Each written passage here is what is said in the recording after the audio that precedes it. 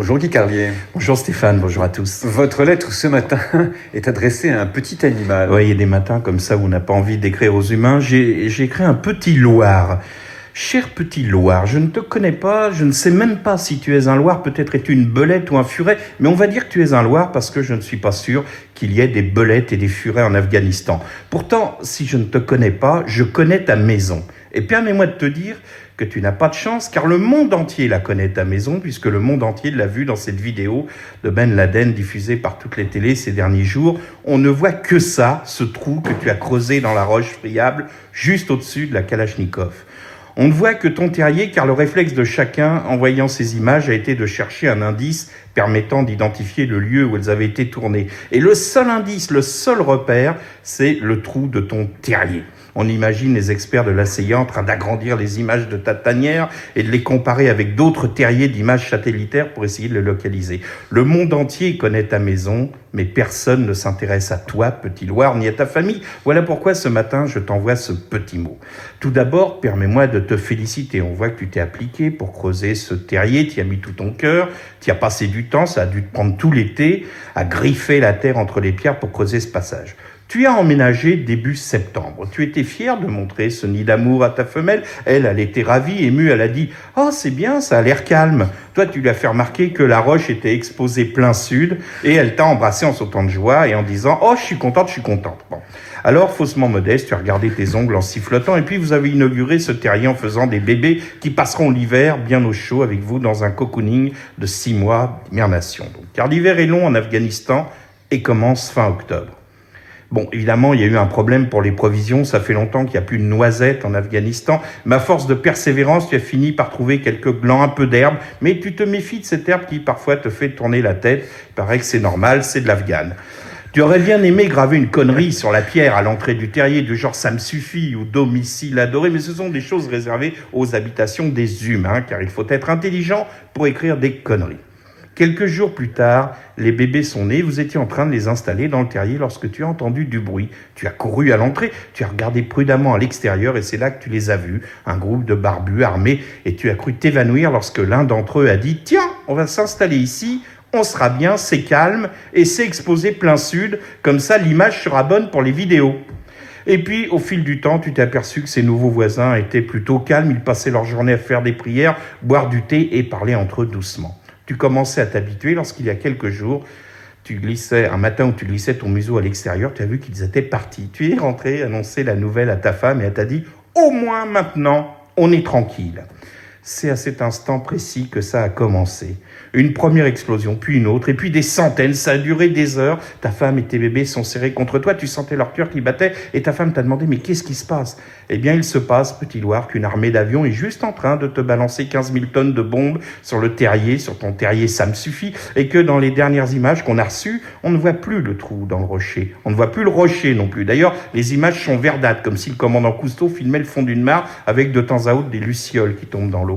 D'après ce qu'on a compris, ça ne fait que commencer. Alors, reste caché au fond de ton terrier, oublie les images verdâtres, serre ta famille contre toi et reste blotti bien au chaud jusqu'au printemps, le temps que les hommes se lassent. Tout à l'heure, je disais que tu n'avais pas de chance. Finalement, c'est faux, tu as de la chance, car nous aussi, on aimerait bien rester au chaud, bien blotti, contre ceux qu'on aime, le temps que les hommes se lassent. Bonjour Guy Carlier. Bonjour Stéphane. Alors bonjour à votre tour de vous en prendre à Thierry Desmarais, le PDG de Total Fina, Elf. Oui, cher monsieur Thierry Desmarais, je voudrais vous raconter une publicité télévisée. On y voit une jeune fille qui pleure dans sa voiture. Elle est malheureuse, mais l'histoire ne dit pas pourquoi. On lui imagine un amour enfui, ou peut-être la trahison d'une amie, ou bien une de ces petites choses de la vie qui peuvent nous donner envie de pleurer. Peut-être qu'elle vient de voir Giscard à la télé annoncer qu'il n'excluait pas d'être candidat à la présidentielle, ou peut-être tout simplement qu'elle vient d'entendre dans son autoradio Madame Liane Folly hurler sa dernière chanson intitulée « Être vrai », une chanson qui nous explique qu'il faut être vrai, se montrer tel qu'on est, une chanson que Liane Folly a enregistrée juste après sa 15e opération de chirurgie esthétique. Bref, on ne sait pas pourquoi, mais la jeune fille est malheureuse au point qu'elle reste là immobile dans sa voiture à pleurer. Et puis tout à coup, on voit un monsieur qui passe une raclette sur le pare-brise juste au moment où elle essuie ses larmes et on voit dans leur regard que ce synchronisme les étonne et les émeut. Mais voici qu'à nouveau elle est submergée de sanglots. Alors le monsieur, bien que le pare-brise soit sec, repasse la raclette comme s'il essuyait symboliquement les larmes de la jeune fille, et ce geste de tendresse et de complicité la fait enfin sourire. À cet instant, une voix off conclut en disant « Total, vous ne viendrez plus chez nous par hasard. » Hier soir, au journal de TF1, on voyait une autre jeune fille qui pleurait et qui racontait qu'elle était sur la rocade à Toulouse lorsque l'explosion de vendredi dernier souffla sa voiture. Depuis, disait-elle, je n'arrête pas de pleurer. Elle ressemblait à la fille de la publicité. Il y avait juste une petite différence. Son visage à elle n'était qu'une plaie. À cet instant, j'ai cru entendre une voix off qui disait « Total, vous viendrez chez nous même par hasard. » Cher monsieur Desmarais, vos publicitaires ont décidément plus de talent que vos services de prévention. Ils n'ont pas le même budget, il est vrai. Dans le même journal télévisé, le préfet a expliqué que l'accident par négligence était sûr à 99%. Pourtant, depuis vendredi, certains cyniques et corrompus à votre botte jouent sur le 1% restant pour faire un amalgame ignoble avec New York. Mais ça n'a rien à voir, vous n'êtes pas un fou, fanatique en turban, vous êtes un type en costume 3 pièces qui chiffrait tranquillement la mort lors d'assemblées générales où vous jouez votre place devant des actionnaires à qui vous montrez fièrement sur un paperboard la diminution de vos coûts d'exploitation. Car là voilà la triste réalité, un paperboard dans un conseil d'administration. Et la petite dame de Toulouse, il faudra bien l'indemniser, ça coûte cher, mais vous savez très bien que ce n'est pas une charge d'exploitation. Ça s'appelle une provision pour risque et c'est déductible de l'impôt sur les sociétés. Alors, jusqu'à présent, monsieur Desmarais, avec l'ERICA, vous étiez un tueur de cormorans, de sardines, sauf Dédé, la sardine, mais aujourd'hui, vous avez des vies humaines sur la conscience et ceux qui essuient les larmes des jeunes filles qui pleurent dans les voitures à Toulouse ne sont pas vos pompistes, ce sont à chaque fois des hommes dignes et solidaires, les mêmes qui allaient passer leur dimanche à gratter des rochers et qui aujourd'hui apportent des couvertures à des Toulousains sans fenêtre. Alors bien sûr, il vous reste le chantage à l'emploi. Si on vous embête, vous allez vous installer à l'étranger et ça c'est imparable et vos employés qui m'écoutent et me maudissent le savent, alors j'arrête. En plus, vous connaissez des terrains pas chers en Italie, à Seveso ou en Inde à Bhopal, parce que chez Total, on n'installe pas ces usines par hasard. Bonjour Guy Carlier. Bonjour Stéphane. Bonjour à tous. Et à qui adressez-vous maintenant votre lettre ce matin? À Gilbert Bourdin. Vous vous souvenez de Gilbert Bourdin? Vous allez me dire, il est mort. Il est mort, oui. Voilà. C'est une lettre que vous envoyez dans l'au-delà. Il affirmait qu'il se réincarnerait aussitôt. Vous vous souvenez, c'est un bonhomme chauve et rougeau. Donc si vous voyez, soit c'est lui, soit c'est André Santini, méfiez-vous. Mais enfin bon, voilà. Donc je lui ai écrit aujourd'hui au sujet évidemment de la démolition de la statue de la secte du Mandarum. Mon cher Gilbert Bourdin. Bon, alors déjà Gilbert Bourdin comme nom de gourou, c'est pas terrible. Hein. Franchement, c'est comme Mandarum, vous voyez, comme nom de secte, ça fait pas sérieux. Pourquoi pas la secte Mironton ou Barjabul? Non, on n'y croit pas. En plus, la télé a diffusé hier des images d'archives. Mon cher Gilbert, le look, c'était pas ça non plus. Tu t'habilles en toréador et tu étais coiffé d'un chapeau à clochette, comme les bouffons. On aurait cru une pub de Stéphane Bern pour le Fou du Roi. Franchement, avec tout ça, pour s'inscrire au Mandarum, fallait vraiment être au bout du rouleau. Eh bien, tu as trouvé 300 gogos dans le monde, les mêmes qui avaient acheté la bague dorée de Daniel Gilbert, 300 adeptes donc, qu'on a vus hier à la télé s'opposant à la destruction de ta statue. Parlons-en de ta statue. Déjà, ce qu'on peut dire, c'est que sur le plan esthétique, elle risquait pas d'être classée patrimoine de l'humanité comme les Bouddhas d'Afghanistan. Pour ceux qui n'ont pas vu les images à la télé, imaginez un Goldorak en meringue de 30 mètres de haut, censé te représenter, Gilbert, avec au milieu du front une lampe de fête foraine symbolisant le diamant de ta puissance spirituelle. La nuit est éclairée d'un laser de boîte de nuit des années 80, un truc cheap, il manquait plus que la musique Je danse le Mia, enfin bon bref. À cet instant de ma lettre, permets-moi, cher Gilbert Bourdin, de raconter un peu ton parcours à l'auditeur d'Inter. À l'origine, facteur martiniquais, tu vins en métropole fonder ta première secte, le Lotus d'Or, c'est authentique. Hein. Bon, au départ, tu voulais l'intituler Tintin chez les Picaros, mais c'était déjà pris, oui. Il a pris le Lotus d'Or. Puis, prenant conscience du ridicule de ton patronyme, tu te fais appeler, ça aussi c'est authentique, Amsananda Sarasvati, ce qui signifie félicité absolue. Et d'ailleurs, tu écris l'hymne de la secte qui s'intitulait Félicité absolue. Alors ça commençait, toi Gilbert, tu commençais à chanter « Il faisait un temps superbe, je me suis assis sur l'herbe » et les disciples répondaient « Félicité absolue ». Bon.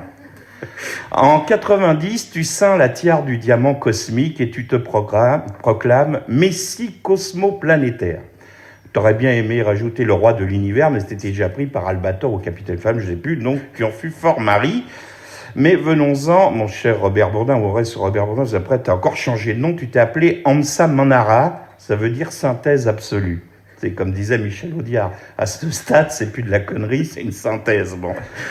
Je me souviens d'une émission de Chavannes où on te voyait, Gilbert, sur ton trône avec ton bonnet à clochette, assis sur un trône, donc lui-même posé sur une peau de léopard, vous voyez la tête de la pauvre bête, les yeux exorbités, la langue qui blanche, tout ça.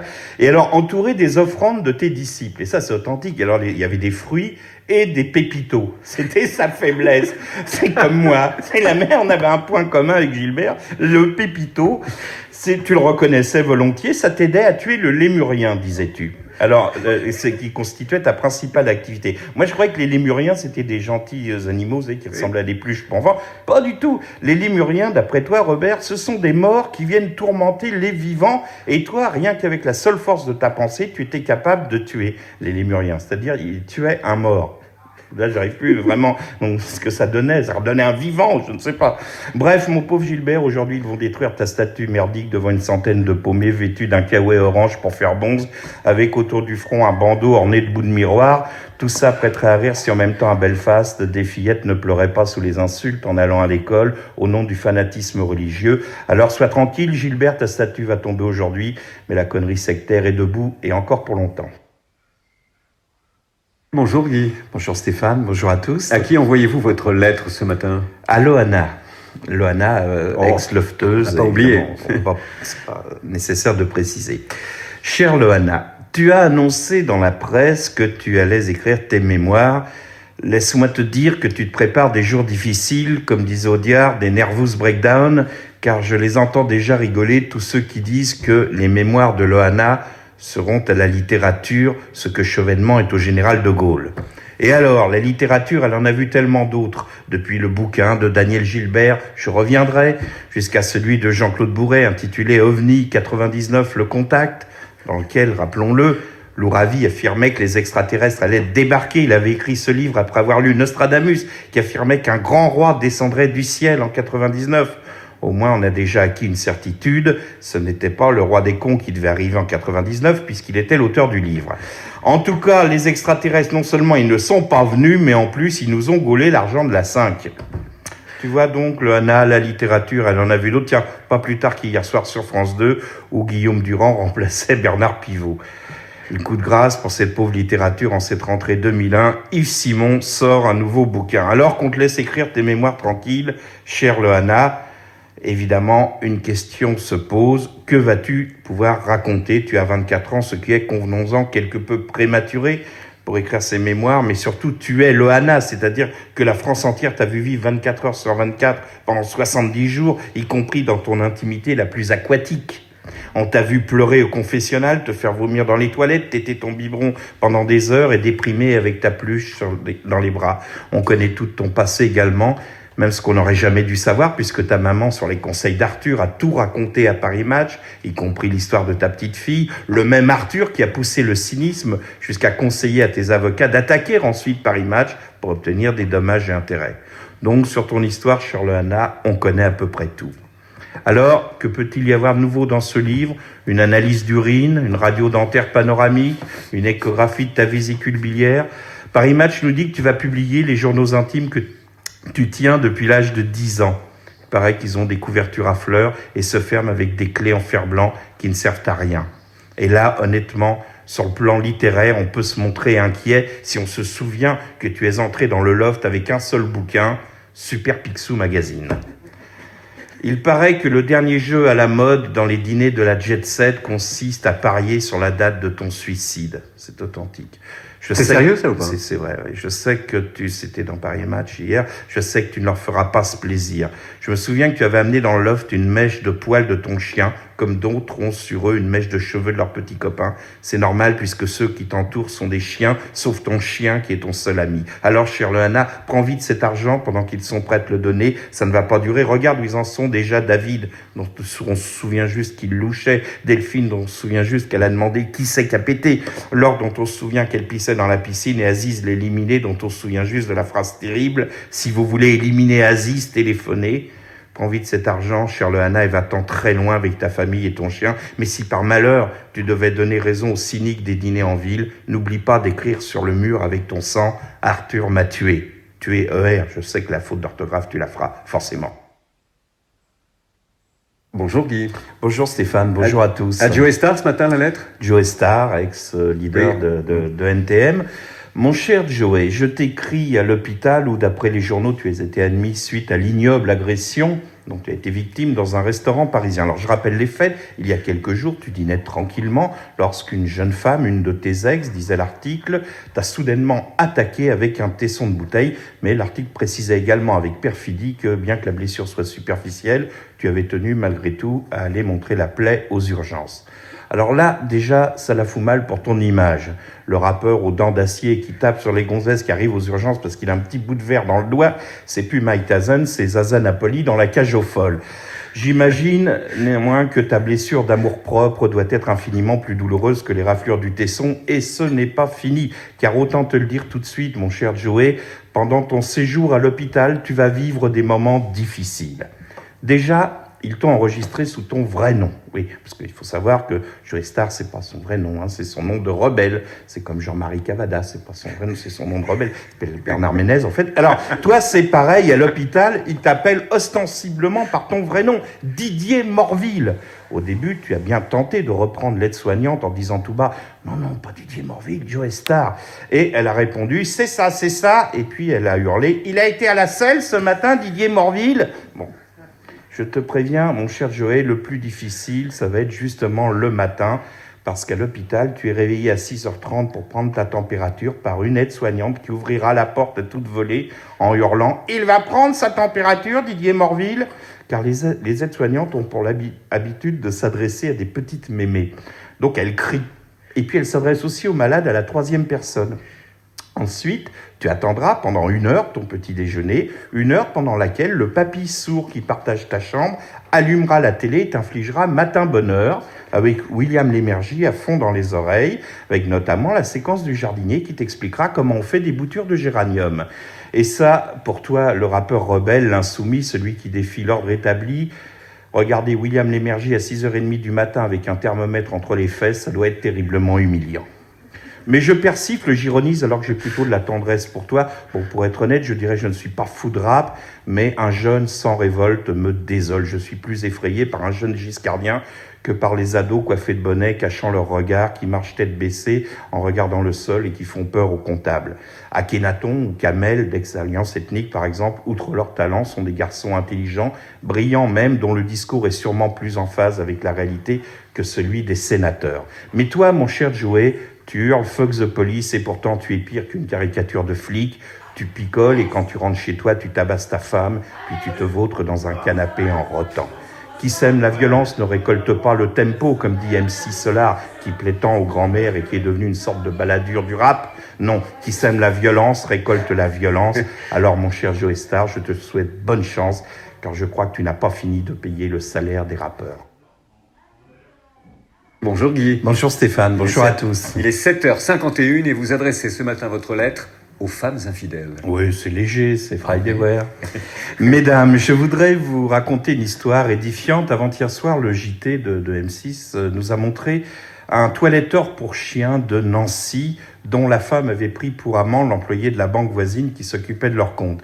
Et le toiletteur bafoué a décidé de se venger en informant la population nancéenne de son infortune grâce au déroulant électronique habituellement destiné à annoncer les promos de sa boutique. C'est-à-dire qu'au lieu de lire moins 15% sur les litières pour chats, les Nancéens ont pu lire « Si vous prenez un compte à la banque machin, Monsieur Truc s'occupera pas seulement de votre compte, mais aussi de votre femme ». C'est la phrase authentique.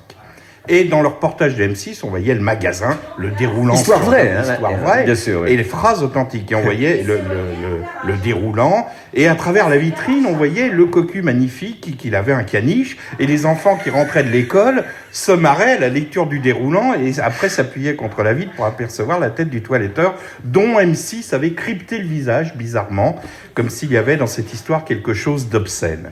Et le premier sourire passé, cette histoire est terrifiante, car à l'évidence, ce type n'aime pas sa femme. Si tel était le cas, soit il allait tuer le couple adultère d'une décharge de chevrotine, et Claude Chabrol en faisait un film, il y avait tout, la province, le chenil, la femme adultère, l'employé de banque, soit il consacrait sa vie à reconquérir sa femme, mais cette vengeance vichysoise est pour le moins malsaine, et on se dit que le cocu mérite bien de l'être. Mais venons-en à l'autre, le comptable. Quand il a appris que le mari informait toute la ville de sa liaison, au lieu de rigoler ou d'aller lui mettre son poing dans la figure, monsieur a porté plainte, mais tenez-vous bien, il a porté plainte au motif qu'il est marié et que cette publicité intempestive déstabilisait son couple légitime. Et là, on sent bien le goût de l'employé de banque. Ah, il est beau, l'amant, ce n'est pas le berger magnifique à demi-nu de la femme du boulanger qui l'emmène à cheval, cheveux au vent. Non, non, là, comme disait Brel, c'est le monsieur qui fait ses petites affaires avec son petit chapeau, avec sa petite auto.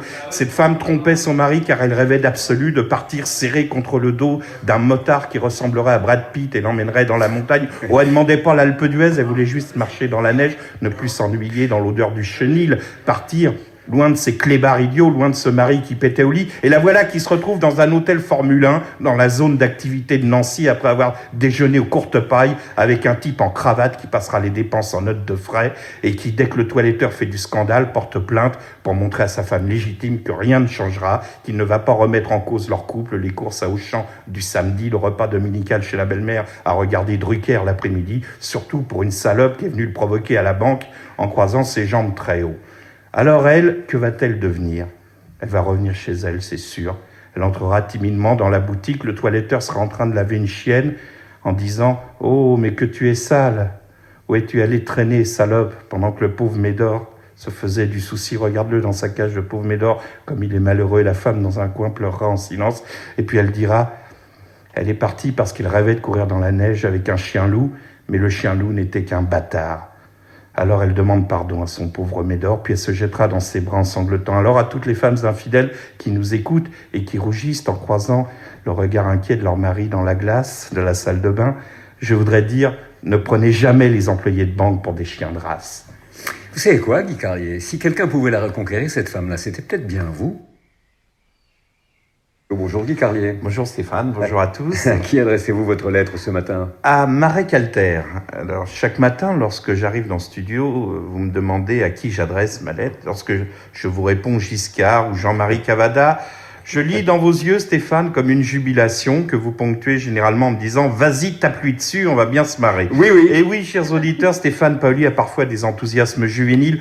Mais aujourd'hui, quand je lui ai dit que je vous écrivais, cher Marek Alter, j'ai senti chez Stéphane comme une déception. Il m'a dit « Ah ouais, Marek Alter, super ». Mais je voyais bien que votre personnage ne l'inspirait pas. Pourtant, Stéphane attendait la suite et vous aussi, chers auditeurs, attendez avant de zapper sur une autre radio où vous avez toutes les chances de tomber sur Gérard Klein qui, avec sa convivialité légendaire, va vous annoncer « Salut, c'est Klein, aujourd'hui chez les Mousquetaires, j'ai trouvé des filets de merlu à 59,95 » Drôle d'époque où les vedettes vendent leur convivialité, leur chaleur humaine à des grandes surfaces. Donc, chers auditeurs, plutôt que d'aller écouter l'Institut de faire la pute, écoutez plutôt cette lettre à Marek Alter, même s'il est vrai, cher Marek, qu'a priori votre personnalité ne prête pas à la déconne avec ce visage assyrien, cette barbe carrée qui n'a jamais connu le moindre « je te tiens, tu me tiens » par la barbichette, mais surtout une œuvre austère et une activité d'intellectuel dont on imagine les nuits d'écriture avec un vieux stylo de nacre traçant une écriture dense, touffue, austère. Pourtant, cher Marek Alter, ce matin, vous allez nous faire rire et surtout redonner de l'espoir à tous les couples qui se sont engueulés hier soir et qui, aujourd'hui, se font la gueule en se préparant à partir au travail dans cette ambiance étrange des lendemains de crise. On a tous connu ça, vous savez, ces matins où une chape de plomb s'abat sur le couple, où l'on déteste les bruits ménagers de l'autre, le tintement des flacons dans la salle de bain, le toaster qui éjecte les tartines grillées. On en veut à l'autre de pouvoir manger des toasts comme si de rien n'était. On guette le moindre bruit de mastication pour lui faire remarquer et on s'en va au boulot, chacun de son côté, en omettant ostensiblement de se souhaiter « bonne journée mon doudou » comme les autres jours. Vous, madame, vous en parlerez à midi avec votre meilleur ami dans un café, en fumant, les jambes croisées et le pied qui s'agitera nerveusement. Vous, monsieur, vous ne direz rien, les hommes ont une espèce de honte à parler de ces choses-là, mais vous allez garder tout au long de la journée cette espèce de creux au ventre. Et c'est pour dédramatiser tout ça que j'écris aujourd'hui à Marek Alter. Car vous, cher Marek Alter, vous nous avez offert hier en direct à la télévision la plus belle scène de ménage depuis Qui a peur de Virginia Woolf. Vous étiez chez Mireille Dumas en compagnie de votre épouse Clara. Clara Alter, déjà, rien que ça, Marek Alter chez Mireille Dumas, c'est surréaliste. Mais surtout, dès le début de l'émission, on a senti entre vous et Clara une tension terrible, avec le pire de tout, vous savez, les reproches assénés avec le sourire, du genre « Mais mon chéri, je te rappelle que j'écrivais avant toi ?» Ou alors, lorsque vous parliez de vos engagements, Marek, votre épouse à vos côtés levait les yeux au ciel du style avant d'aller à Sarajevo, tu ferais mieux de ranger tes chaussettes sales. » Bref, on sentait un rapport de force terrible.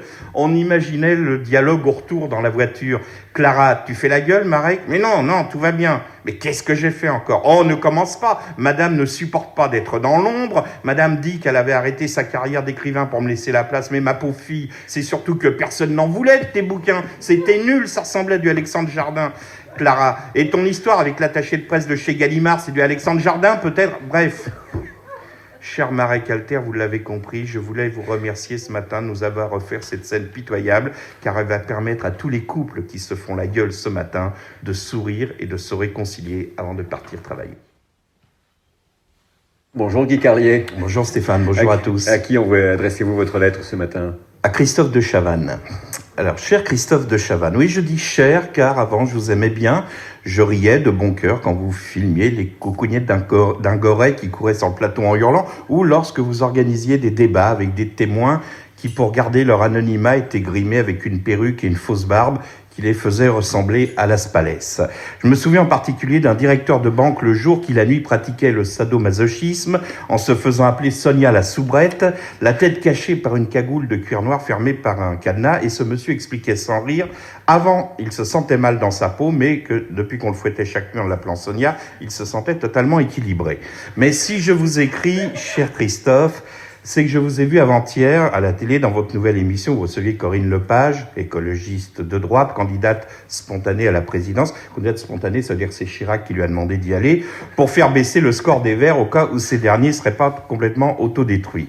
Donc votre émission, on renaît de lieu commun en propos démagogiques, mais on était intrigué par une fiche rouge que vous teniez dans l'une de vos mains, Christophe, et que vous tapotiez nerveusement contre l'autre main. On sentait que vous attendiez l'occasion pour lire cette fiche.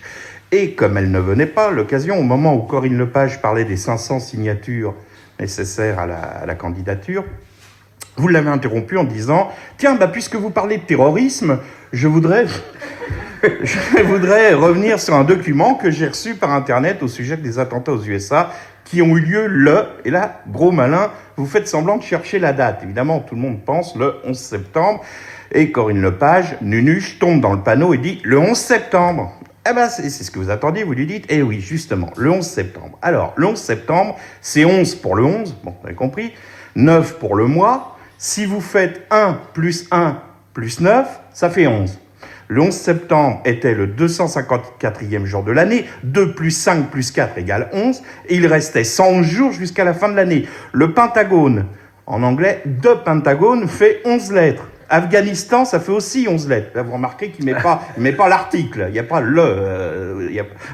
parce que sinon, ça colle pas. Mais ça vous a pas empêché de continuer. New York City, 11 lettres. Le premier vol était le vol numéro 11, dans lequel il y avait 92 passagers. Ah, oui, mais 9 plus 2, ça fait 11. Ah bon. Dans le deuxième vol, il y avait 65 passagers. 6 plus 5 égale 11. Et quand vous regardiez les deux tours de face, elles dessinaient un 11. Rien sur les deux autres avions, parce qu'ils avaient pris les chiffres dans tous les sens, rien ne collait, etc. Et vous concluez, voilà 10 choses troublantes. La 11e, c'est que l'un des bras droits de Ben Laden, dont j'ai oublié le nom, mais je sais que ce nom possède 11 lettres. Alors, cher Christophe de Chavannes, là, vous avez regardé la caméra avec gravité et vous avez dit « Je suis extrêmement troublé ». Moi aussi, pour être franc, je suis extrêmement troublé par autant de conneries sur une grande chaîne de télé à une heure de grande écoute. Car franchement, cette numérologie de prise unique que même Elisabeth Tessier n'aurait pas osé, si, elle ose tout. Comme dirait Audiard, c'est même à ça qu'on la reconnaît. Ces numérologies de prise unique ne va juste que contribuer à troubler les âmes fragiles ou choquer et alimenter les sectes de tous ordres qui ne vont pas manquer de proliférer compte tenu de la situation actuelle.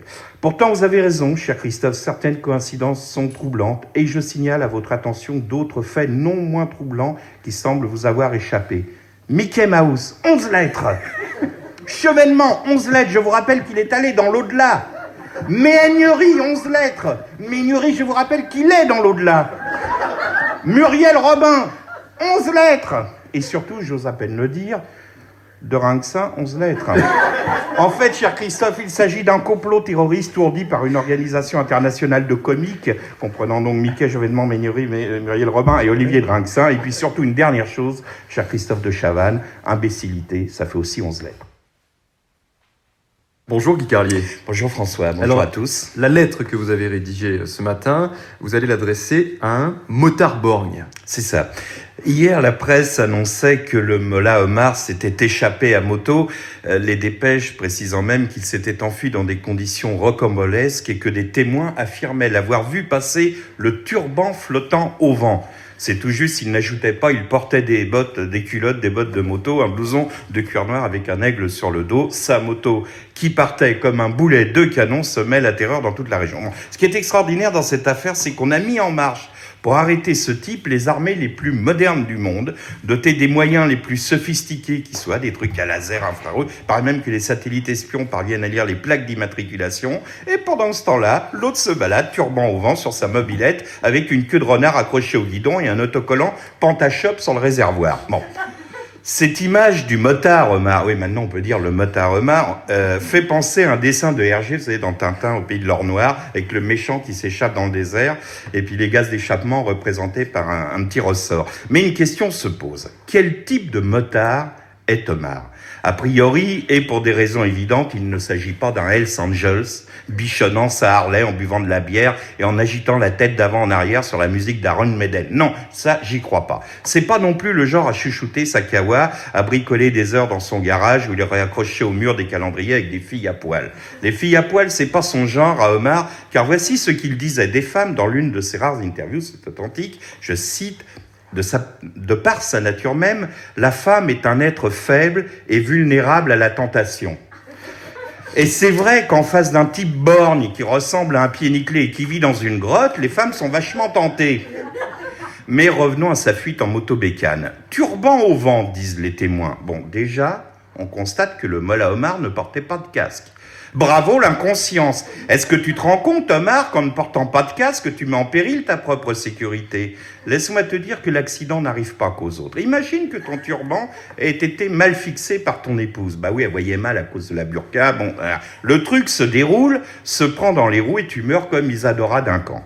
Toi, le chef suprême des talibans, trépassant comme une danseuse occidentale à moitié nue, ça la fout mal.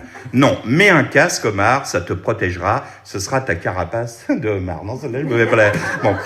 En plus, ton œil unique, ça doit te gêner pour conduire. Si tu prends un moucheron dans le seul œil valide... D'ailleurs, je voudrais bien voir ton permis, Omar. Ça se trouve, tu roules même sans assurance. Hier, j'ai téléphoné à la Matmut, ils ont rien au nom de Mollah Omar. Bon. Il est possible que tu sois assuré chez MMA, parce que comme tu as pas mal d'ennuis en ce moment, et qu'avec MMA, plus de tracas, bon, ça peut t'arranger. Mais imagine, Omar, que tu te fasses arrêter. Bon, on connaît les chefs d'inculpation principaux, mais si on rajoute à ça conduite sans casque, sans permis et sans assurance sur une moto dont on se demande si elle t'appartient vraiment, alors là, tu risques gros. Finalement, il existe une solution évidente pour arrêter le motard Omar. Pas besoin de l'aviation américaine, de commando anglais, ni du porte-avions Charles de Gaulle. En plus, c'est un porte-avions pour arrêter un moto. Bon, vrai. Non, virez tout le monde et envoyez là-bas une simple estafette de la gendarmerie française, avec 2 pandores moustachus et chemisettes bleues. Et là, je vous assure qu'avec eux, un type sur une moto en turban se prénommant Omar et roulant sans permis et sans assurance est certain de se faire arrêter au premier carrefour.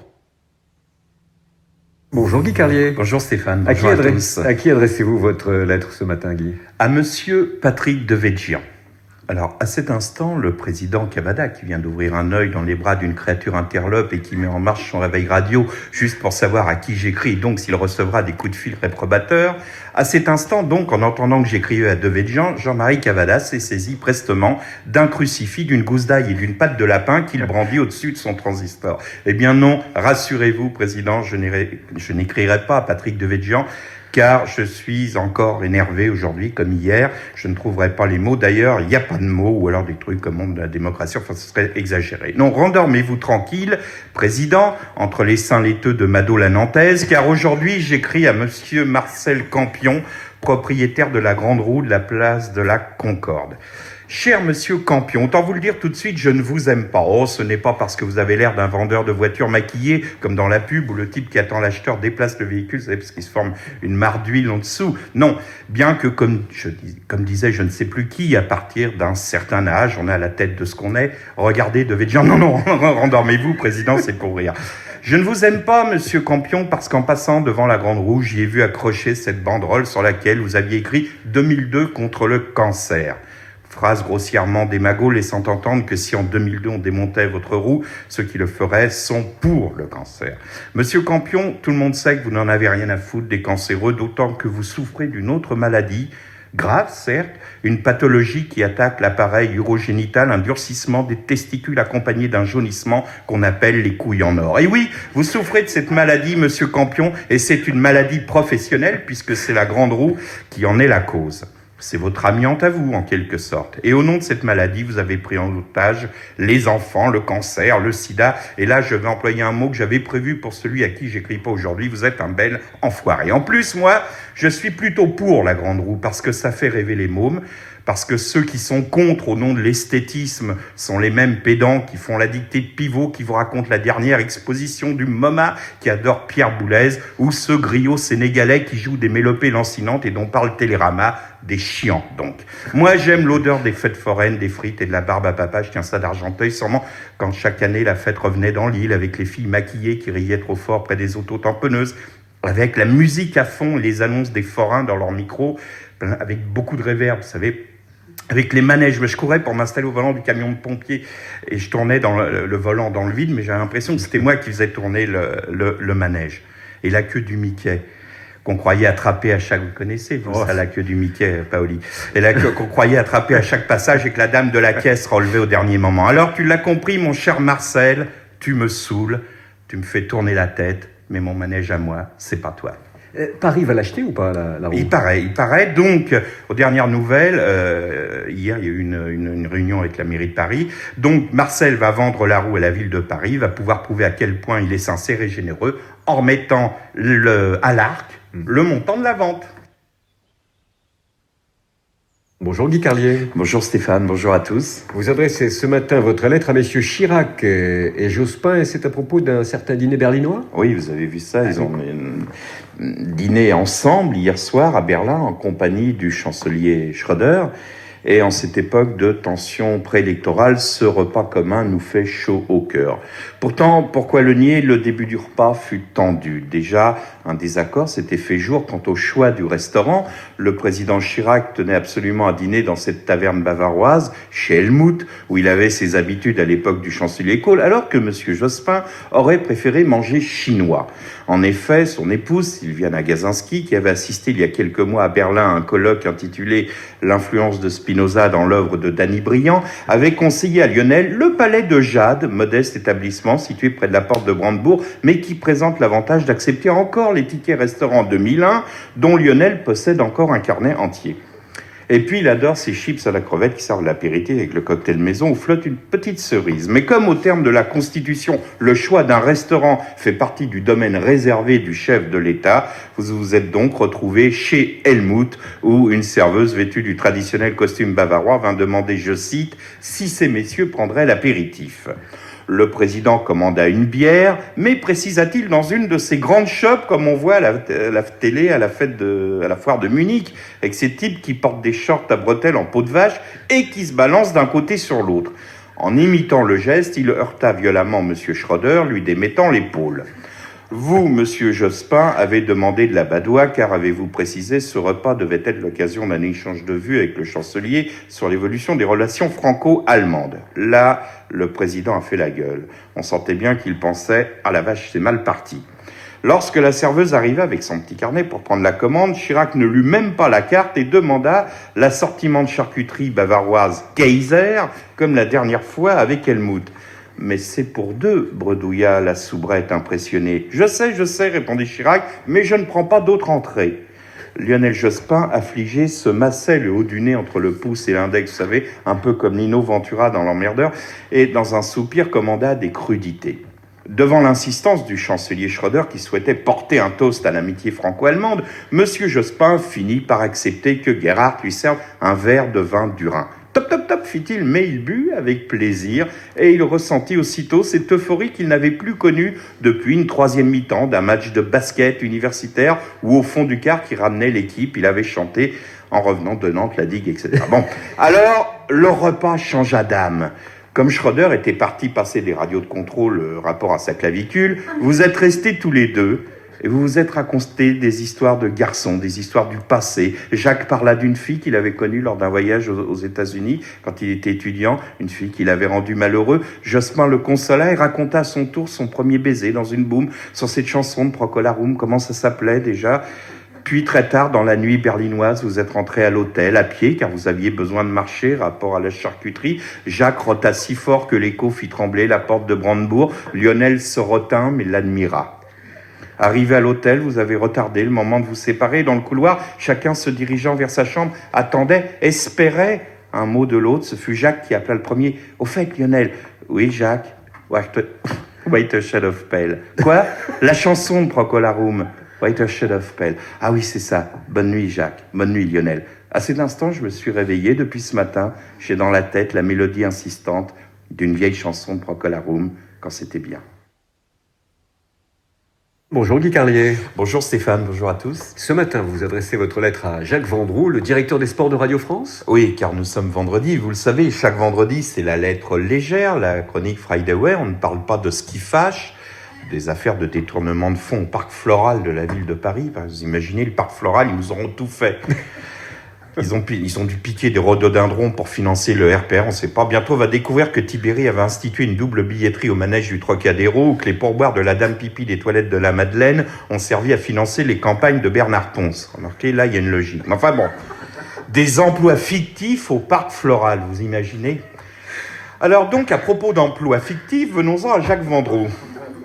Pour ceux qui l'ignoreraient, Jacques Vendroux est le chef du service des sports de Radio France. Il ressemble physiquement à un vieux mousquetaire qui sortirait d'un combat avec les soldats du cardinal, puisqu'il arrive chaque matin le visage zébré de coupures de rasoir, qu'il coagule à l'aide de lambeaux de papier toilette. Et il faut avouer que la vision du visage de Jacques Vendroux parsemé de petits bouts de PQ sanguinolents est assez terrifiante. Comme vous le savez, Jacques Vendroux est spécialiste de football et à ce titre, il vit actuellement des heures difficiles. En effet, une station de radio dont je tairai le nom par discrétion, je dirais juste ses initiales pour pas qu'on la reconnaisse, RMC, vient d'acquérir l'exclusivité des droits de retransmission de la Coupe du Monde de football. C'est-à-dire que dorénavant, les autres radios devront payer pour commenter les matchs de foot. Alors, comme le président Cavada alloue au service des sports un budget annuel équivalent au SMIC mauritanien, Jacques Vendroux ne peut évidemment payer ses droits, mais il a déclaré dans la presse, je cite, « Je ne paierai pas, mais je retransmettrai quand même la Coupe du Monde. Je ne dis pas comment, mais j'ai ma petite idée. » C'est une phrase authentique. Alors, il faut savoir que Jacques Vendroux vit chez sa maman, près de Calais, à Ondres. Il dort dans sa chambre d'adolescent avec au mur des posters de Piantoni, de Fontaine et du général. Oui, là je baisse le ton pour ne pas qu'ils m'entendent. Vendroux est de la famille du général, du côté de Tante Yvonne, dont il est le neveu. On le sait trop peu, mais à une époque, à la maison de la radio, le général avait pistonné plusieurs membres de sa famille. Macha Béranger, par exemple, est née Simone Couve de Murville. Elle est la fille adultérine que le général aurait eue lors d'une brève liaison avec Madame Couve de Murville. Macha est en quelque sorte la Mazarine de De Gaulle. Donc, Jacques Vendroux, lors d'une conférence de presse, a déclaré aux journalistes, enfin ceux qui étaient restés, car les autres terrorisés par les bouts de PQ et de sanguinolents étaient partis en courant, je retransmettrai la Coupe du Monde par n'importe quel moyen. Ce moyen, il me l'a confié. Dans sa chambre d'adolescent, là où il découvrit son corps en regardant la photo du général, ce qui explique sa sexualité pour le moins perturbée, il a retrouvé un vieux poste à galène. Un ami coréen de Jacques, prénommé Ri, l'ami Ri Corée, donc, alors, écoutera Radio Séoul. Oh, il y a des matins où vous avez des faiblesses quand sur même. son poste à galène, traduira les commentaires à Jacques Vendroux, qui nous les transmettra grâce à un émetteur de fortune dont l'énergie électrique sera fournie par deux Turcs pédalant dans la cave de sa maman. Bon, il est évident que RMC tentera de brouiller l'écoute, ça Vendroux a l'habitude, mais il résistera. il n'est pas de la famille du général pour rien. Alors l'été prochain, venant d'un village du Pas-de-Calais, vous pourrez entendre boum boum boum boum. Ici Hongre, Franck Leboeuf a fauché Effenberg. Je répète, enfin voilà. Remarquez, même brouillés, les commentaires de Vendroux seront toujours plus clairs que ceux de Thierry Roland. À propos, il y a 4 ans, Radio France avait créé une station spéciale Coupe du Monde. Ce fut pour nous, comme pour l'équipe de France, une aventure fabuleuse, sous la houlette, comme on dit, de Jean Morzadec, de Jacques Vendroux. Alors malgré tes morceaux de PQ collés sur les plaines, nous t'embrassons chaleureusement, mon cher Jacques. Bonjour Guy Carlier. Bonjour Stéphane, bonjour à tous. Ce matin, vous adressez votre lettre au président candidat. Eh oui, vous ne pouvez pas en être autrement. Monsieur le président candidat, autant vous le dire tout de suite, contrairement aux commentaires que vous allez entendre ici ou là, je vous ai trouvé très bon hier soir. D'abord, votre tenue, ce costume au pantalon remonté sous les aisselles, cette veste ouverte sur une cravate descendant jusqu'à terre, il y a là quelque chose de rassurant. Au moment où Séguéla transforme bêtement Jospin en Minet, vous venez à la télé habillé comme si vous alliez à un banquet d'amicales boulistes. Et puis, comme une caméra vous filmait de 3/4 arrière, on voyait sous le bureau vos 2 grandes cannes maigres et nerveuses qui s'agitaient, mais nous y reviendrons. Au début, PPDA, voulant éviter d'être taxé de complaisance, s'est déchaîné. Il vous a attaqué d'entrée en disant « Votre candidature met fin à une situation hypocrite, à ces réunions clair-obscures à l'Élysée. Est-ce cet abcès que vous avez voulu crever ?» Là, comme un boxeur surpris, cueilli à froid par une droite au menton, vous avez marqué un temps de surprise, un temps de suffocation, et aussitôt, votre jambe s'est mise en action. Votre jambe gauche qui commença à bouger tout d'abord sporadiquement dans un mouvement nerveux de piston, puis de façon continue comme une mécanique, comme un vilebrequin infernal qui faisait trembler la table, qui faisait trembler le studio, qui faisait trembler TF1, qui faisait trembler la France. Oui, car à cet instant, nous sursautions tous au rythme de votre jambe gauche, Monsieur le Président. Mais il vous fallait répondre, et là, malheureusement, votre voix n'a pas suivi. Trop de mots se sont précipités en avalanche, alors vous avez répondu « Ah !» Comme celui qui va se noyer s'accroche à une bouée. Vous avez alors lu la première fiche devant vous, sur laquelle était écrit « Dis-leur que tu les aimes », signé ta fille Claude. Alors vous avez prononcé la phrase, la seule, celle qui restera, celle qu'on attendait, celle qui me donnait hier soir envie de courir au premier bureau de vote pour tambouriner à la porte en leur disant « Ouvrez-moi tout de suite, je veux voter pour Chirac ». Vous avez dit que vous nous aimiez. Et là, rien d'autre n'existait. C'est Mozart, enfant, qui, lorsque les adultes lui demandaient de jouer, répondait « Dis-moi d'abord que tu m'aimes ». Et là, un pays entier, dans cette campagne électorale, demandait aux candidats « Dites-nous d'abord que vous nous aimez ». Et c'est vous qui nous l'avez dit, Jacques. Alors, peu importait la suite, PPD pouvait bien rappeler toutes vos conneries, le bilan nul, les affaires, la dissolution, la fracture sociale, manger des pommes, tout ça, on s'en foutait, puisque vous nous aimiez. Souvenez-vous, chers auditeurs, lorsque nous étions enfants, car nous avons tous été enfants, même Jean-Marc Sylvestre, non, là je déconne, mais lorsqu'on était enfant, quand on avait fait une grosse bêtise, on allait voir notre mère, et avant d'anticiper, vous voyez, les reproches et les punitions, on lui disait « Je t'aime, maman ». Et là, l'émotion la submergeait et les larmes aux yeux, elles nous serraient contre elle en oubliant nos bêtises. C'est exactement ce qui s'est passé hier soir, Monsieur le Président. L'émotion nous a submergés. On avait envie de vous serrer contre nous en oubliant vos bêtises. Alors, on détestait PPD de vous poser des questions dérangeantes. Vous y répondiez par ce rire, ce célèbre rire, dont l'utilité est double. D'une part, il vous permet de gagner du temps et de chercher une réponse efficace, et d'autre part, il marque bien à quel point cette question ne vous dérange absolument pas. Nous qui commençons à vous connaître, on sait bien que plus vous riez après une question, plus vous êtes dans la merde. Et franchement, hier soir, vous avez beaucoup ri. C'est Georges Moustaki qui sera l'invité du Fou du Roi. Oui, un très bon chanteur. Ça vous surprend quand je vous demande pas si vous-même... Oui, j'y serai pas, mais non, je n'y vais pas car Moustaki est un homme qui prend des amphétamines et ça, je ne suis pas d'accord. Bonjour Guy Carlier. Bonjour Stéphane, bonjour à tous. À qui adressez-vous votre lettre ce matin ? Au dernier candidat, Lionel Jospin. Pourquoi le cacher, l'annonce de votre candidature ne nous a pas franchement enthousiasmés ? Je veux dire, dans sa forme. Là où le président Chirac choisissait Avignon, le soleil, le sud, à la mi-journée, juste avant d'aller partager une choucroute roborative, vous êtes déclaré candidat par un fax laconique envoyé aux journaux. Un fax.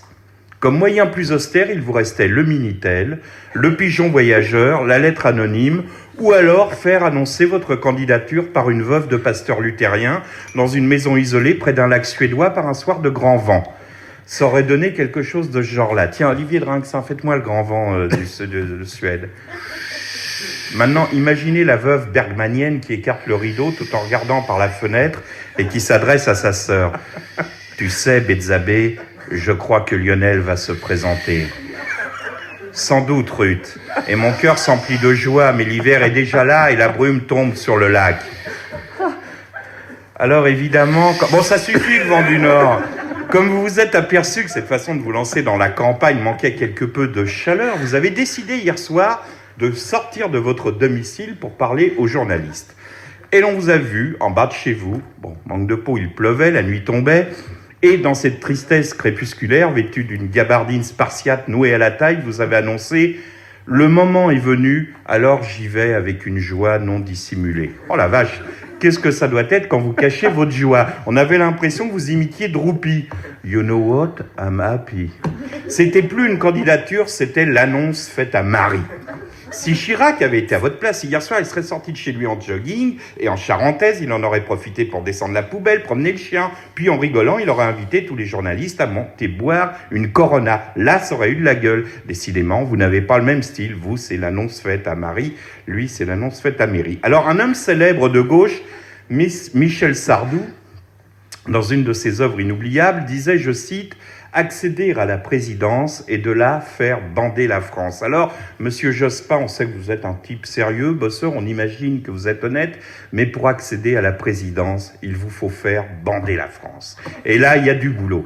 On imagine que vous vous dites, oui, mais d'autres se chargent de nous faire rire. C'est vrai, on a deux Végian. Dès l'annonce de votre candidature, on savait qu'il allait dire une connerie, comme d'habitude, ça n'a pas raté. Je crois que ce type-là joue le rôle d'une catharsis chiracienne. C'est-à-dire qu'une fois qu'il a parlé, ça fait comme une purge et par comparaison, les autres du RPR semblent tout à coup honnêtes et brillants. Comme autre clown, on a Monsieur Hollande. Bonne chance pour tout à l'heure, Stéphane. Le Santini du PS, vous voyez, Monsieur Hollande, dont les vannes sont aussi lourdes que la conscience de Monsieur Balkany. Mais franchement, Monsieur Jospin, on préférerait que ce soit vous qui vous lâchiez. Votre ancien ministre, Monsieur Allègre, nous expliquait que vous étiez comme le quetzal, magnifique oiseau d'Amérique du Sud, qui ne chante pas lorsqu'il est en cage. Et Allègre a conclu, ça y est, le quetzal Jospin vient de s'envoler, il va chanter et il vous surprendra. Hier soir, le quetzal avait encore les ailes collées. On a vraiment hâte de l'entendre chanter et de nous faire rêver. Nous faire rêver, ça veut pas dire nous promettre l'utopie, ça veut pas dire manger des pommes. Non, non. Nous faire rêver, ça veut dire imaginer qu'on puisse aider ceux qui sont en galère au lieu de se goinfrer au point de les rendre fous de haine. Colin Powell a dit que la France avait ses vapeurs. Outre la misogynie imbécile d'une telle phrase, s'il veut dire qu'on aimerait que vous nous promettiez, par exemple, la suppression de la dette des pays pauvres, la fin de l'embargo sur le peuple irakien, alors vas-y, Quetzal Lionel, chante-nous cette merveilleuse mélodie, ça nous changera des condors des Andes, ou même des cris de haine des faucons malfaisants, comme celui que nous recevions ici même hier matin. Bonjour Guy Carlier. Bonjour Stéphane, bonjour à tous. Ce matin, vous adressez votre lettre à Martineau ? Oui, monsieur Martineau, je vais vous expliquer. Cher monsieur Martineau, cher congelé, hier, le tribunal de grande instance de Saumur a ordonné votre décongélation et votre inhumation, ainsi que celle de votre épouse. Rappelons, vous êtes tous les deux cryogénisés dans la cave de votre château familial. Vous, Martineau, depuis quelques mois, votre épouse depuis 18 ans, en attendant que les progrès de la science permettent dans le futur de vous ranimer en pleine forme. Un peu comme dans le film Austin Powers. Et justement, c'est idiot, mais en entendant votre histoire, j'ai immédiatement pensé à l'interminable pipi qui suivrait votre réchauffement. Non, je rigole, mais je crois à cette méthode. En effet, ici même, à la maison de la radio, nous avons congelé il y a 18 ans, comme votre épouse, une personne que nous aimions beaucoup ainsi que son chien. Chaque soir, nous procédons à une vérification de leurs circuits vitaux en les réchauffant un bref instant. La personne dit « bonsoir, c'est Macha ». Le chien fait quelques crottes, alors on est rassuré, on les remet au congélo jusqu'au lendemain. Sérieusement, Martineau, vous avez pensé que comme cette technique était courante aux États-Unis, il n'y avait aucune raison pour que vous n'en fassiez pas autant. Le problème, c'est que les Américains font ça dans des laboratoires de stockage sophistiqués, aseptisés, alors que vous, Martineau, après avoir vu hier à la télé le reportage vous concernant, laissez-moi vous dire que je suis sceptique sur le respect de la chaîne du froid. Déjà, on a des doutes lorsqu'on voit la cave où vous reposez. Enfin, quand je dis cave, il s'agit d'un débarras en sous-sol. Dans le coin, il y a une table de ping-pong, du matériel de pêche, une tondeuse rouillée et quelques guirlandes qui sont restées depuis le jour de l'an. Oui, parce que votre famille a décidé cette année de réveillonner dans cette pièce, parce que l'année d'avant, ils avaient fait ça dans le salon d'apparat. Tonton Raymond avait renversé du moussu, ils n'avaient pas pu avoir la moquette. Donc cette année, ils ont dit, tiens, on va faire le réveillon dans la cave. Ils ont repoussé contre le mur les 2 congélateurs, où vous reposez avec votre épouse, sur lesquels, en hommage mortuaire, on a posé une rose en faïence, juste à côté de l'étiquette du contrat de confiance d'Arty. Alors, à la télé, on a vu aussi une pancarte, ça c'est authentique, où est inscrit « En cas de coupure de courant, merci d'appeler EDF Secours ». C'est-à-dire que vous imaginez, allô l'EDF, dites-moi, on a une coupure de courant au château, si vous pouviez faire vite, Mémé est en train de décongeler, vous voyez. Et l'autre au bout du fil qui dit c'est ça, et moi je suis le pape. Non, on reconnaît d'ailleurs le congélateur de votre épouse au fait qu'au bout de 18 ans, les joints de caoutchouc sont détériorés. Alors l'ouvrier de l'entretien du château l'a fermé avec des sangles de déménageur, malgré tout ça baille. Bon. Ça baille parce qu'en plus, les congélos sont ouverts et refermés très souvent. Il faut dire que la famille, pour rentabiliser l'investissement, remplit l'espace disponible à chaque livraison de Picard surgelé, vous voyez. Par exemple, en ce moment, un sac de pommes noisettes sert d'oreiller à Madame Martineau. Quant à vous, Martineau, on a collé, oui, parce que votre corps bougeant, on l'a calé grâce à des filets de flétans.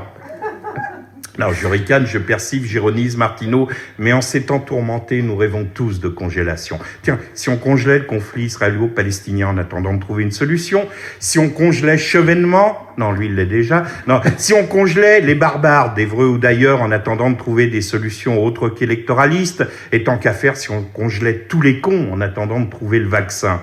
Malheureusement, ça, c'est pas possible, oui, exactement. Car si on congelait les cons, Darty serait en rupture de stock. Alors, en attendant d'être congelé, il nous reste une solution. Soyons transis d'amour. Bonjour Guy Carlier. Bonjour Stéphane, bonjour à tous. La lettre de ce vendredi est adressée à la pièce 6258 de la Maison de Radio France. Eh oui, il existe au 6e étage de la Maison de Radio France un bureau oublié. La pièce 6258, on l'appelle la pièce maudite. Ceux qui par hasard passent devant dans le couloir pressent le pas et se signent furtivement, d'autres caressent une patte de lapin. La porte de la pièce 6258 est toujours close. La dernière fois où elle s'entrouvrit, ce fut pour laisser sortir un envol de chauve-souris. Sur cette porte est écrit « Atelier de création radiophonique de France Culture ». La légende raconte que dans cette pièce vivent quelques bougres, hagards, des sans-abri logés là par André Malraux en 1965. On suppose qu'ils sont encore vivants car l'assiette de soupe que les agents de sécurité déposent chaque soir devant la porte est vide le lendemain matin.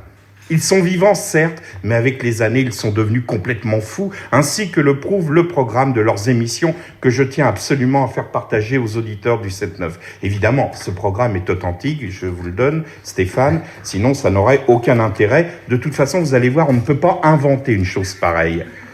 Bon, alors j'y vais, et puis surtout, bonne chance à tous. Alors, dimanche 17 mars, de 22h45 à 24h, la pièce 6258 nous propose, donc sur France Culture, une carte blanche à Zbigniew Karkowski.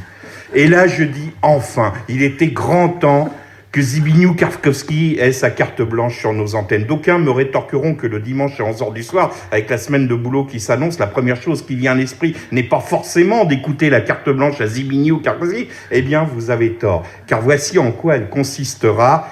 Et vous allez voir que ça donne envie. Je vous lis le programme. Depuis le studio 119 de la Maison de Radio France, Zbigniew tentera d'approcher les systèmes électromagnétiques en lien avec les divers niveaux de la conscience humaine. C'est pas excitant, ça? Mais écoutez la suite. L'idée de Zbigniew est de capturer des voix au moyen de micros ouverts. Et là, je dis que Zbigniew est très fort parce que pendant longtemps, il a essayé de capturer des voix avec les micros fermés. Ça marchait pas et il a persévéré. Dieu merci. Capturer donc des voix au moyen de micros ouverts et de la radioactivité statique pour tenter de rentrer en communication avec le monde de l'au-delà. Donc Zbigniew, dimanche, se fout pas de la gueule du monde, il va parler aux morts. Pareil que Chevènement va venir en guest star. Mais revenons au programme. Alternant entre les infrabasses à peine audibles, un exemple d'infrabasse à peine audible, bonsoir, c'est Macha, et les ultrasons à vous rouler par terre, le feu du roi. Bon. Zbigniew va s'acharner à produire de la non-émotion de l'information digitale reconfigurée, poussée dans ces derniers retranchements. Vous voyez, Pauli, vous vouliez aller vous coucher dimanche à 11h, ben vous allez écouter les infrabasses à peine audibles. Alors, vous allez me dire, certes, le programme de ce dimanche est alléchant, mais la semaine suivante, ne risquons-nous pas d'être déçus après un tel festival? Pas le moins du monde, car le 24 mars, l'invité sera André Mainviel et son atelier volcachimiste qui interpréteront, je vous jure, c'est vrai, une liste de courses pour cuisine. Le type viendra nous lire sopalin, ketchup, tomates, surtout n'oublie pas de téléphoner au monsieur pour le frigo, etc. Donc vous avez compris pourquoi la pièce de 6258 est une pièce maudite. Chers auditeurs, pour que les occupants de cette pièce retrouvent un semblant de dignité, écrivez-leur, envoyez-leur des colis, même des aliments périmés ou des disques de Michel Thor, à l'adresse évidemment pièce 6258 que vous connaissez, avenue du président Kennedy, au nom de Zbigniew Karkowski d'avance. Merci. Bonjour Guy Carlier. Bonjour Stéphane, bonjour à tous. Vous écrivez aujourd'hui à Madame Courteau. Mais qui donc est Madame Courteau? Madame Caroline Courteau est la responsable du service communication de la Société des fenêtres de toit Velux, marque déposée suivie d'un petit R dans un rond. Chère Madame, vous avez écrit à Jean Lucas, directeur de France Inter, pour vous plaindre que dans sa revue de presse, Yves Decamps, suite aux événements de Nanterre et du Quai des Orfèvres, est employé à maintes reprises le terme Velux tel quel. Mais quel ignare ce Decamps. En effet, vous précisez avec beaucoup de délicatesse dans votre courrier que votre devoir est de défendre votre marque et vous nous demandez, lorsque nous citons votre société, de préciser la mention « Fenêtre de toit Velux, marque déposée suivie d'un petit R dans un rond ». À ce stade de ma lettre, il est nécessaire de rappeler aux auditeurs qu'avant-hier, la France, sous le choc de la tuerie de Nanterre et de la défenestration de Richard Durn, communiait dans la douleur et qu'au moment même où l'on voyait à la télé des gamines pleurer leur prof de français abattu, au même moment donc, Madame Caroline Courteau, dans un bureau de la Société des fenêtres de toit Velux, marque déposée suivie d'un petit R dans un rond, vous dictiez ce torche-cul à votre secrétaire en osant employer le mot « devoir ». Alors, puisque vous parlez de devoir, le nôtre est de vous faire savoir que votre cynisme commercial n'a d'égal que votre imbécilité crasse, et comme vous semblez tenir à ce qu'on parle de la fenêtre de toit Velux, marque déposée suivie d'un petit R dans un rond, nous allons en parler. Tout d'abord, laissez-moi vous dire que je déteste les fenêtres de toit Velux, marque déposée suivie d'un petit R dans un rond. C'est très laid. C'est très laid et ça fuit, et puis ça défigure les toits des maisons de nos campagnes, où les beaufs transforment des greniers sombres, où les enfants cachaient leurs trésors, en chambres d'amis éclairées grâce à vos fenêtres de toit Velux, marque déposée, suivie d'un petit R dans un rond. Et nous, le week-end, lorsqu'on est invité dans ces maisons de campagne et qu'on passe la nuit dans ces chambres d'amis, on ne ferme pas l'œil de la nuit à cause du bruit de l'eau qui goutte de ces putains de fenêtres de toit Velux, marque déposée, suivie d'un petit R dans un rond, et on se retrouve à gare, les yeux ouverts à 6h du matin, immobiles dans nos lits d'appoint, à regarder un rectangle de ciel gris découpé par votre fenêtre de toit, etc., sans oser bouger pour pas faire de bruit, réveiller nos hôtes dans la chambre juste en dessous, alors qu'on a une terrible envie de pisser. On reste là à guetter les premiers signes d'activité de la maison, et dès qu'on entend des bruits de bol, on descend dans la cuisine où on fait semblant d'être joyeux. Bonjour, vous avez bien dormi? Ah ouais, super! Et là, on prend le beurre dans le frigo et on s'installe à la table en formica pour déjeuner. Oula, non, excusez-moi. On prend le beurre dans le réfrigérateur frigidaire, marque déposée suivie d'un petit R dans un rond, et puis on s'installe pour déjeuner sur une table en stratifié formica, marque déposée suivie d'un petit R dans un rond. Voilà, chère Caroline Courteau, responsable de la communication de la Société des fenêtres de toit Velux, marque déposée suivie d'un petit R dans un rond, mais au-delà de sa bêtise, votre courrier aura au moins un mérite. Il permettra aux quelques 2,5% de Français qui envisageaient de voter Madeleine d'avoir un petit aperçu de ce qu'il nous propose. Et puis, ça se trouve, le prof de français tué à Nanterre n'avait même pas appris à ses élèves qu'on doit dire, lorsqu'on parle de ces merdes qui défigurent les toitures d'ardoise, fenêtre de toit Velux, marque déposée suivie d'un petit R dans un rond. Grâce à vous, Madame Caroline Courteau, les enfants sauront. Je vous remercie pour votre œuvre pédagogique.